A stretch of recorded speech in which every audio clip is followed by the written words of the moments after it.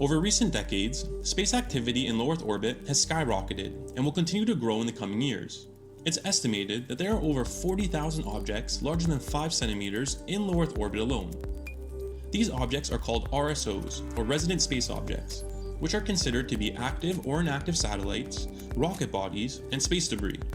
The study of RSOs is under the umbrella of space situational awareness, which includes the detecting, tracking, and characterization of these objects.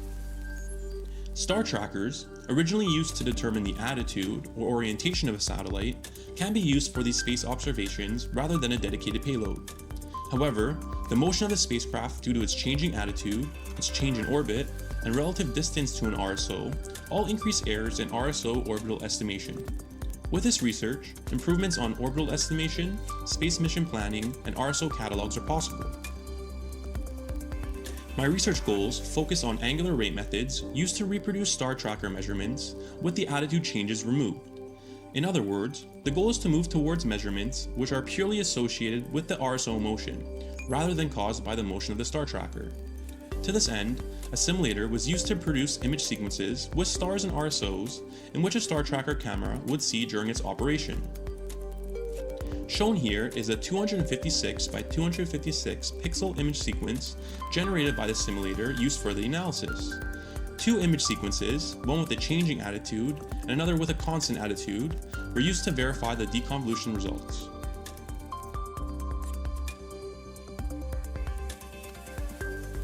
First, we must take measurements of RSOs and stars from the star tracker camera. Consider measuring 3 stars shown in red, green, and blue. Stretching outward from the center of the spacecraft, we can describe where the directions of the stars or RSOs are relative to a predefined coordinate frame defined by the spacecraft itself, known as the body axes.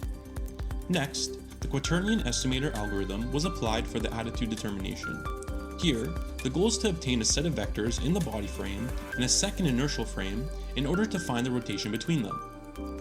Therefore, by selecting 3 stars in an image sequence and comparing their direction to another known frame, as shown above, the change in reference frames can be determined, shown below. This calculation is equivalent to finding the attitude of the spacecraft itself in a known coordinate system.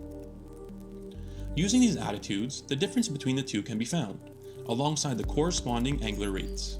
This will be regarded as the absolute method, because the absolute attitudes are necessary in the calculations. The important assumption is that there are constant velocities between each image and the change between each attitude is small. The second method, regarded as the relative method, uses the above equation where just the measurement vectors of the stars are necessary, rather than the attitudes. Following a simple filter, the angular velocities were found with the same assumptions and constraints as the first method. The attitude change can now be deconvolved from either the RSO or star vectors. In this case, each measurement will be modified as if the star tracker had a constant attitude. Here, the color vectors represent the actual measurements within the 2 images, and the black vectors represent the initial and final deconvolved measurements. Finally, in order to apply these attitude changes, an orthographic projection method was used to translate from 2D pixel values within an image into 3D vectors in the star tracker reference frame, and vice versa.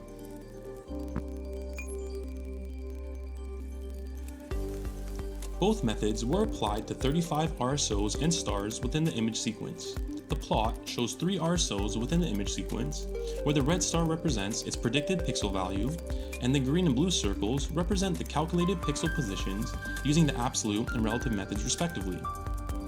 Similarly, here are 3 stars within the image sequence, showcasing the predicted values of the star positions alongside the calculated positions using both methods. Next, the average root mean square error between 35 RSOs was calculated using both the x and y pixels, shown as blue and orange lines respectively. The same average RMSE was calculated for 90 stars within the sequence of just over 45 seconds, showing similar results to the RSOs. Using both the absolute and relative methods for attitude deconvolution, the first 20 images had a subpixel accuracy between 0 and 0.3 pixels. Next, it was observed that the relative rate method had outperformed the absolute rate method by roughly 0.1 pixel error difference. And finally, it was found that the stars did not remain fixed following deconvolution as expected.